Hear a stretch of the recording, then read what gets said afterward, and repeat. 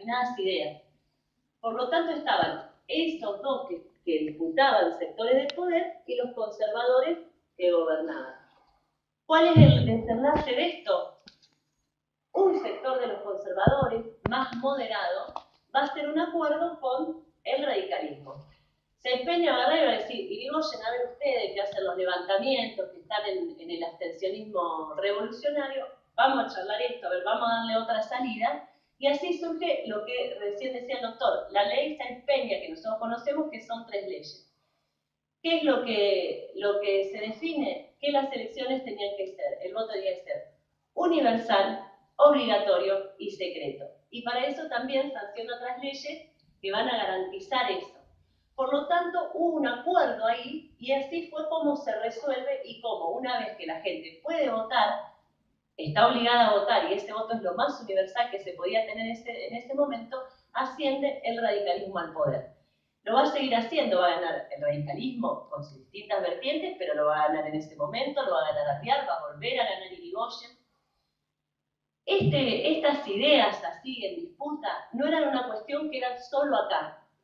Hay algo que se puede asimilar que es la Revolución Mexicana. En México también había un régimen, Porfirio Díaz hacía más de 30 años que gobernaba, también había una parte de sectores medios donde estaba Madero que reclamaba participación, estaban los campesinos, después lo que va a ser el ejército zapatista, estaban los estudiantes, los pueblos originarios, los obreros, pero a diferencia de lo que pasó acá, ¿qué pasó en México? El porfirismo no hizo esto de, bueno, con estos hablo, con estos veo, sino que puso a todos del otro lado. A los sectores democráticos, no, nada, preso, exilio. A los obreros también, represión, persecución. A los originarios, ni hablar. A los campesinos también. Los puso a todos. Esto a grandes rasgos, ¿no? Para entender cuál era el mundo de ese momento. Los pone a todos del otro lado y así se desata la Revolución Mexicana. Se resolvió de otra manera. En principio, después eso se complejiza o es otra cosa.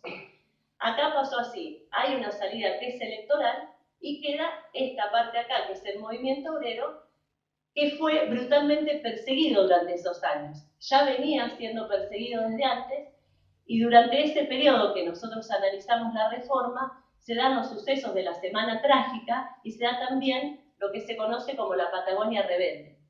La Semana Trágica es un conflicto en una empresa que se llama Cena, un conflicto, querían trabajar menos, 9 horas, no trabajar los domingos, ya un aumento, son reprimidos, hay muertos, en el sepelio que se hace una manifestación hay más represión, y de ahí se desata la huelga y bueno, y el gobierno decide mandar el ejército, pero también hay otro fenómeno que ya venía desde antes, es que se forman grupos parapoliciales que salen a la casa de los trabajadores y principalmente de judíos y extranjeros. Es ahí cuando nace el yo argentino, porque te estaban persiguiendo, entraban a tu casa, te quemaban las cosas, te violaban a tu mujer, te torturaban, no decía yo argentino como para zafar de esa situación. En todo esto que estaba pasando en el mundo y en el país, los estudiantes no podían quedar afuera de esas ideas. Eso repercutía también en el mundo estudiantil. Como decía recién el doctor, acá había 3 universidades nacionales, Buenos Aires, La Plata y Córdoba. Córdoba la más antigua y era la más atrasada a nivel pedagógico, a nivel científico. Por eso se desata un gran movimiento que es principalmente anticlerical. Ellos decían contra esto que es sectario, que el oscurantismo, reclamaban poder tener determinados conocimientos más acordes con lo que pasaba. Reclamaban leer Darwin, por ejemplo. O recién decíamos, estaba la Revolución Rusa y ellos no tenían un libro de Marx. ¿Qué sucedió? Estaban estas ideas, siempre las cosas son en el plano de las ideas y en el plano de la realidad. En las ideas es esto, que va a aglutinar muchos sectores, porque es contra el atraso en las ciencias y en la enseñanza. Y en el plano de los hechos, lo que pasó fue que hubo un cambio en el estatuto, había 3 facultades, la de Derecho, la de Medicina y la de Ingeniería.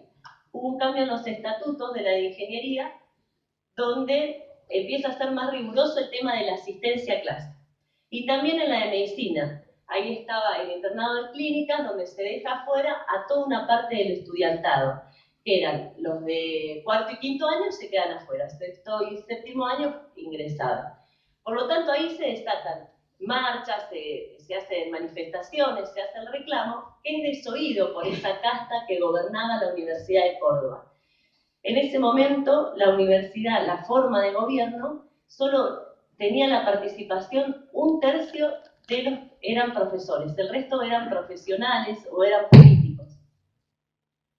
Por lo tanto, desoyen lo que estaban reclamando los estudiantes y ahí es cuando se arma un comité de reforma. Ese comité de reforma que va a exigir mínimamente que todos los profesores participen de la elección de las autoridades, se va a transformar después en lo que es la Federación Universitaria de Córdoba. ¿Qué es lo que va a hacer el presidente, que es Irigoyen? Efectivamente los va a escuchar a los estudiantes y va a mandar un interventor.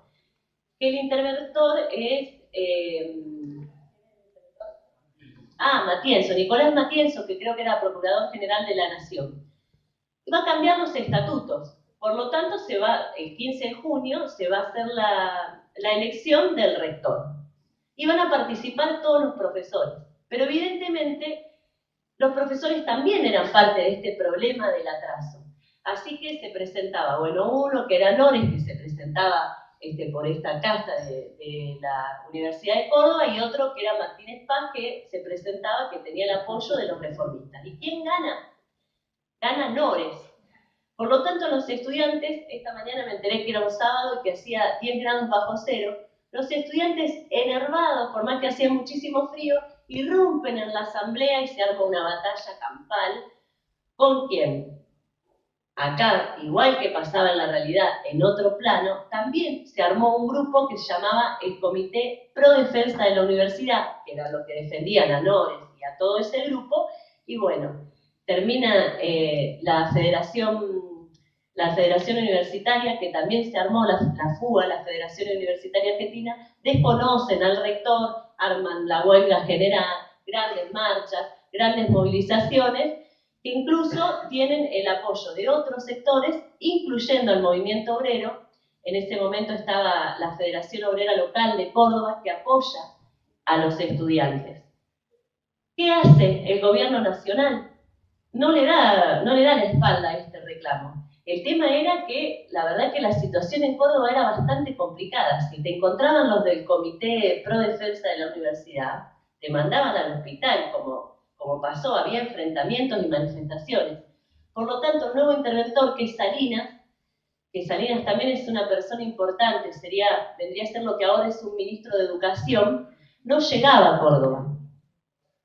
¿Y qué hacen los estudiantes? ¿Qué hace la Federación Universitaria?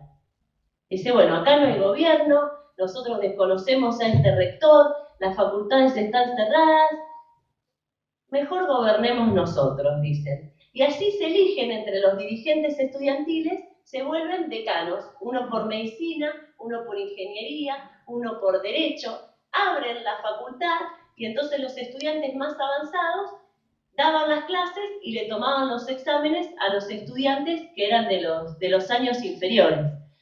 Acá ya el gobierno de Irigoyen ya dijo, me parece que esto ya me parece que ya están haciendo cualquier cosa, se ve que pensó, y les manda al ejército. El ejército detiene a los dirigentes estudiantiles, que eran más o menos 80, los mete presos, los enjuicia por sedición, y ahí sí llega el interventor, que es Salinas.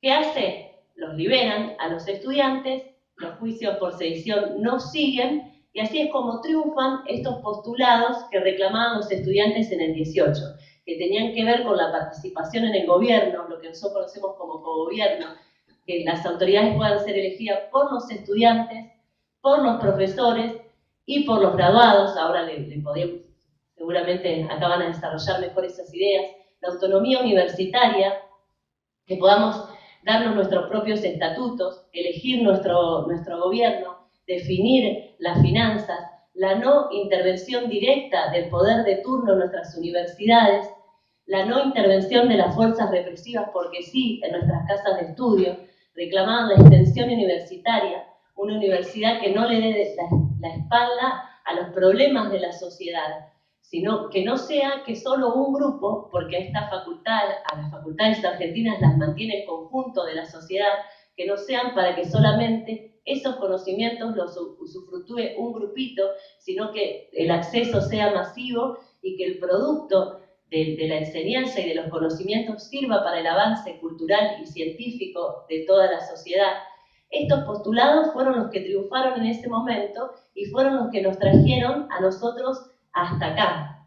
Pasaron 100 años y no fue todo igual. No fue que siempre la universidad y la enseñanza avanzó, a veces retrocedió. Hubo gobiernos que la enaltecieron y hubo otros que le recortaron el presupuesto o que la vaciaron de contenidos o que, al contrario de lo que pasó en ese momento, en un proceso de mayor democratización de las instituciones, como fue el ascenso del radicalismo y la reforma universitaria, en un proceso completamente opuesto, la intervinieron, la cerraron, persiguieron e incluso secuestraron, mataron y tenemos desaparecidos profesores y estudiantes de altas casas de estudio.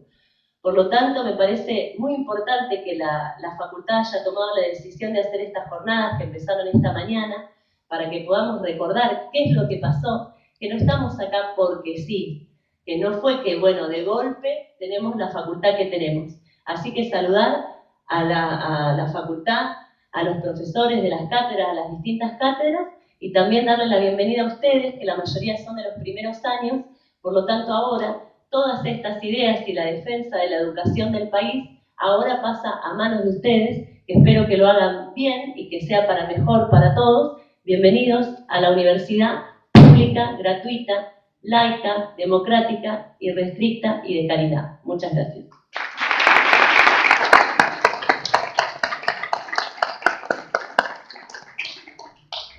Bueno, ahora el doctor Leandro Batalla nos va a hablar de los postulados